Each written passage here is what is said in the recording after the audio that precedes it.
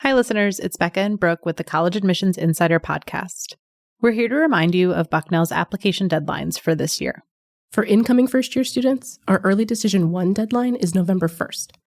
And for Early Decision 2 and Regular Decision applicants, our deadline is January 10th. We can't wait to meet you through your application.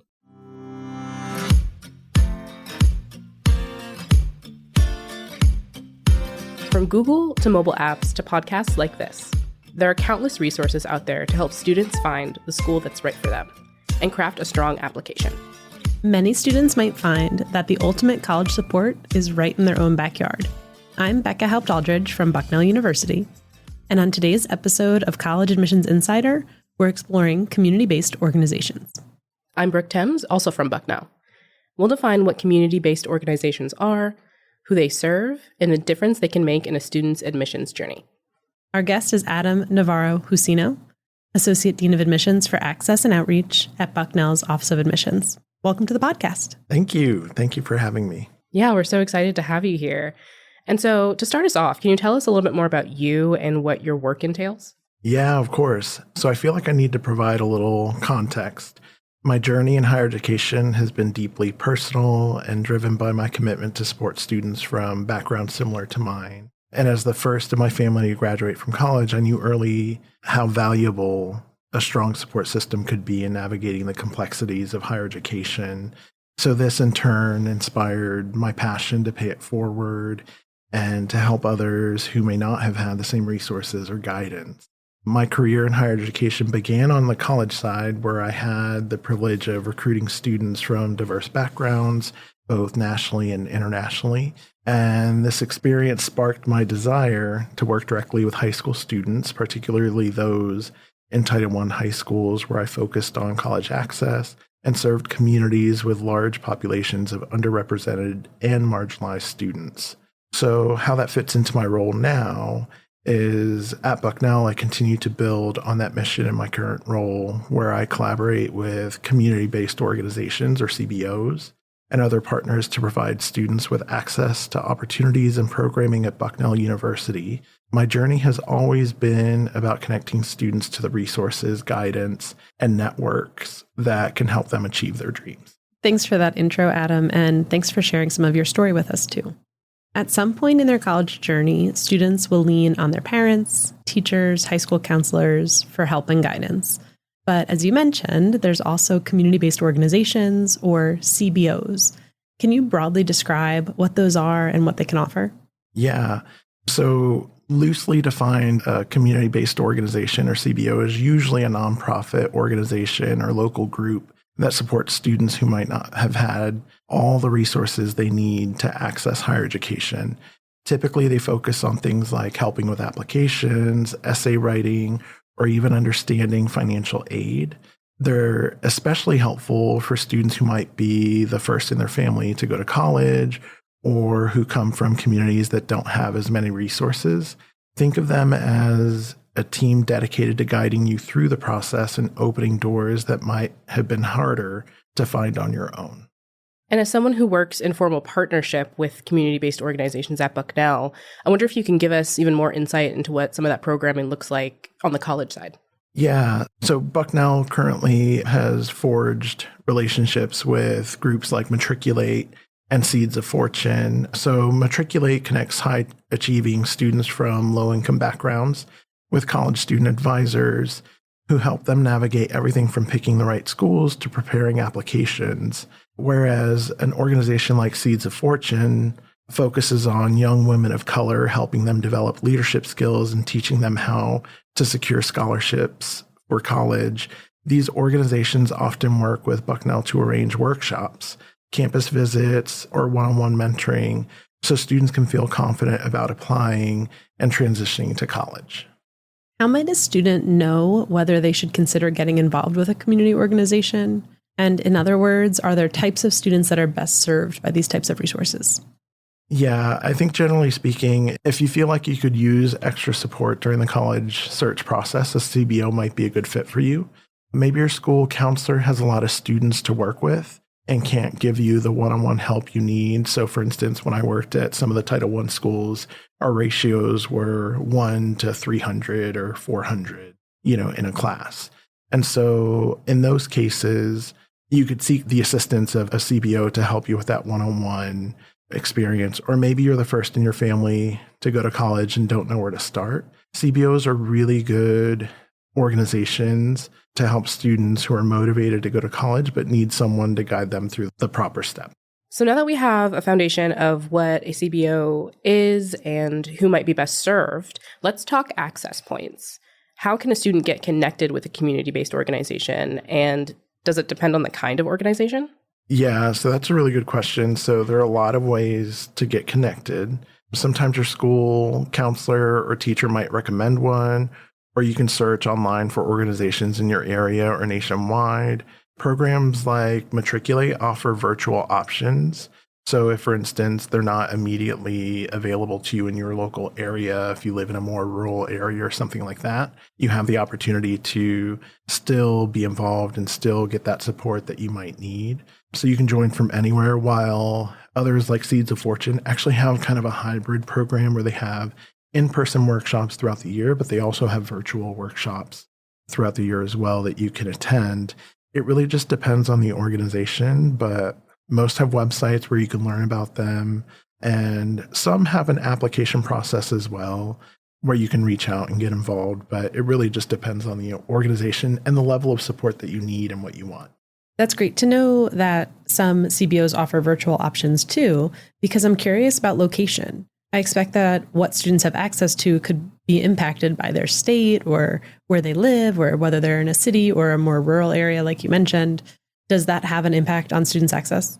It does. And as I mentioned earlier, if you're in a larger metropolitan area, you're going to have more options because presumably the need is greater and there are more resources, in those areas. For students in rural areas, access might be a little more limited, but that doesn't mean that there aren't any options. Many CBOs, as I mentioned, offer virtual programs. So even if you're in a remote area, you can still get the support you need. Plus, national organizations often reach out to underserved communities no matter where they are.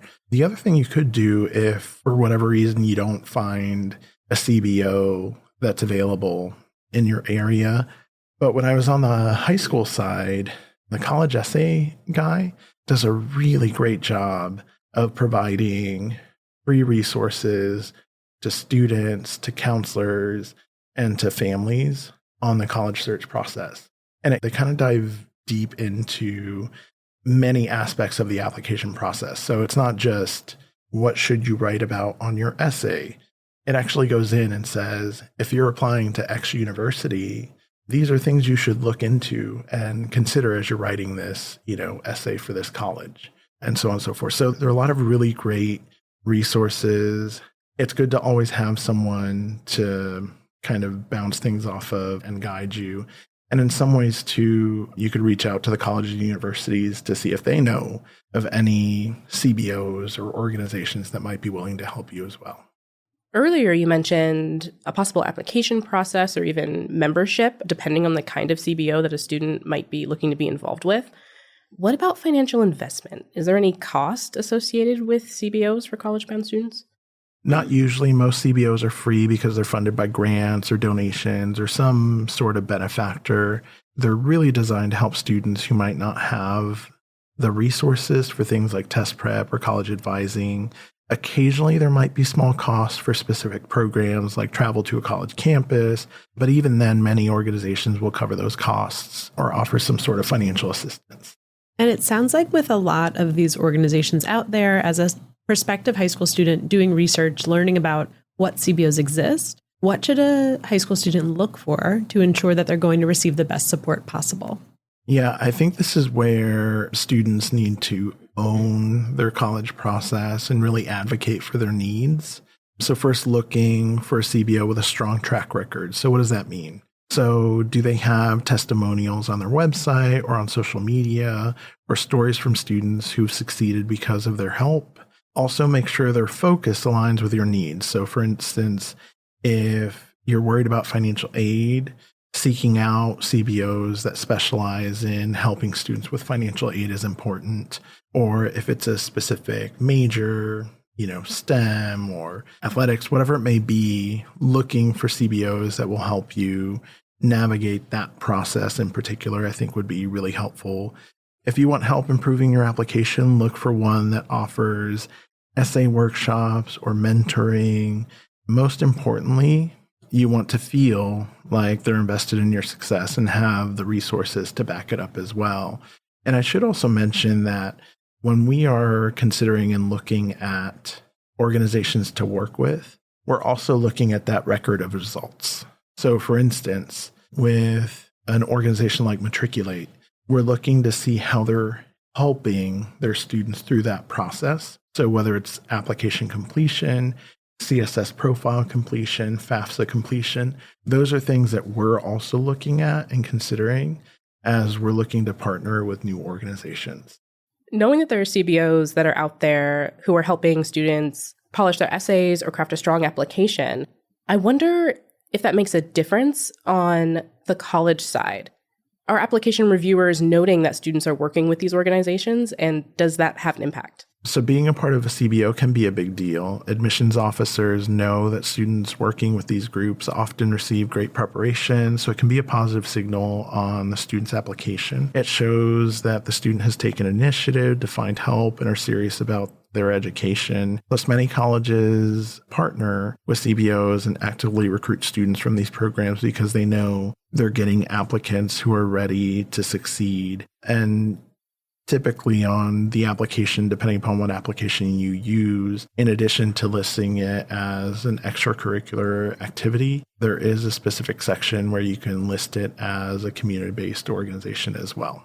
I completely agree, Adam, that when I review applications, I'm definitely looking for that section that says community-based organization. But one thing I do sometimes notice is a student lists something which certainly is a community organization. Maybe it's Boy Scouts or Girl Scouts or another program that they're working with in their community, but not necessarily a community-based organization in the way we're defining it in relation to college access. Can you talk about maybe what the difference is? And is there somewhere that you could look up what is a community-based organization? Yeah, so that's a great question. I think there are two ways to think of this. One is, something like Boy Scouts or, Scouts in general or some other organization that isn't specifically college access could help strengthen the student's application. And so it might be more appropriate to list it as an activity with certain bullet points of, the involvement, the frequency, and all those things, because that is taken into account a little bit differently than working with an organization like Matriculate, right? Where the context there is that the mission and goal of Matriculate is to help students through the college search process. So yeah, I think it's important as a student to think really carefully and critically about what you're considering kind of a college access or a community-based organization that's devoted to college access as opposed to a national organization that is recognizing, personal or academic achievements. By way of our association with the coalition application, we are also highlighting ways in which colleges and universities are working to diversify their college campuses as well. And Coalition actually has a really great list and resource of CBOs that students can access as well. So that might be a really good place to start as well as you're looking and searching for an organization that might be viable for you, to work with. So we've talked about how students work with CBOs throughout their high school journey and their application journey, but what about after a student is admitted? Do the benefits of a community-based organization end with the acceptance letter? Not at all. And this is really part of that discernment that students need to make in working with a community-based organization. Depending upon what your needs are, what your support systems are already at home, right? So if you have a really strong network of support at home that will help you kind of navigate through the college process, then maybe you're looking for just kind of the entry point of college. For some students, it's just about that entry point, right? Like they don't need any additional support. It's just navigating that system. But for other students, it's really important to seek organizations that do the through part. So for instance, Matriculate, actually, they're going to be on campus at the end of this month or early in March, actually, to visit with us and members of the community, because they have a program where they utilize Bucknell students to also mentor students who are going through the college search process. So their mission isn't just to get students to college, but it's also to help them navigate the systems at the college to make sure that they're well supported in their journey. So I think it really just depends on what the student's looking for, their level of involvement. And in a lot of cases too, they have alumni, right? So there are organizations that have alumni who come back and give back to, whether it's the CBO organization or give back to the colleges and universities that they're a part of as well. I think you've given our listeners a really great lay of the land in terms of all of the benefits that CBOs have from the student perspective. And as we end, I'm interested in flipping that around a little bit. Could you lend your perspective on why CBOs are important for the college admissions landscape as a whole? Why do universities like Bucknell consider them as valuable partners? Yeah, so in my opinion, CBOs are a game changer in the sense that they help level the playing field by democratizing college access and making a college education more accessible to students who might not have had the same opportunities as others. For universities like Bucknell, partnering with CBOs means that they can connect with talented, driven students from all kinds of backgrounds. And it's not just about helping individual students, it's about creating a more diverse and inclusive college environment where everyone benefits from different perspectives and experiences. You know, as it pertains to Bucknell and our commitment to inclusion, access, my position exists for the sole purpose of doing that. So, you know, a year ago, it was me and an assistant director, right? So now we have an entire team. So we have myself, we have 2 assistant directors, we have an admission counselor, we have a support services person who helps us manage kind of the data aspects and the logistical aspects of our programming. So, you know, to me, that indicates that Bucknell is really serious about this work, to really invest intentionally in this work. In addition to that, the opening of the Center for Access and Success for Access Scholarships specifically also indicates to me that Bucknell is really serious about this work. And so I see a lot of movement, I see a lot of progress, and it's not going to happen overnight. But I'm incredibly encouraged by the steps that Bucknell is taking toward ensuring that we're setting ourselves up for a future that allows for essentially the diversification of our student body to the benefit of the campus community and the community as a whole here in Lewisburg as well. Adam, we have been looking forward to this episode for quite some time. We are so lucky that not only you and your entire team are here at Bucknell, but the Center for Access and Success, like you mentioned, and all of these resources. CBOs are just one way that we do that work and recruit and find and support really interesting and talented and diverse students throughout the application process to Bucknell or to wherever you're looking.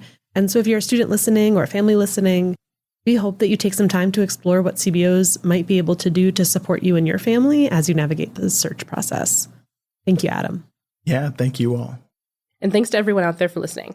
If you're a fan of the podcast, please take a moment to rate, subscribe, and share this episode with the students and families in your life. We'll be back with another new episode in a few weeks. In the meantime, you can send your questions, comments, and episode ideas to podcast@bucknell.edu. We read every note you send. And finally, you're invited to follow Bucknell on your favorite social media apps. Just look for @BucknellU on Instagram, Facebook, X, YouTube, and TikTok.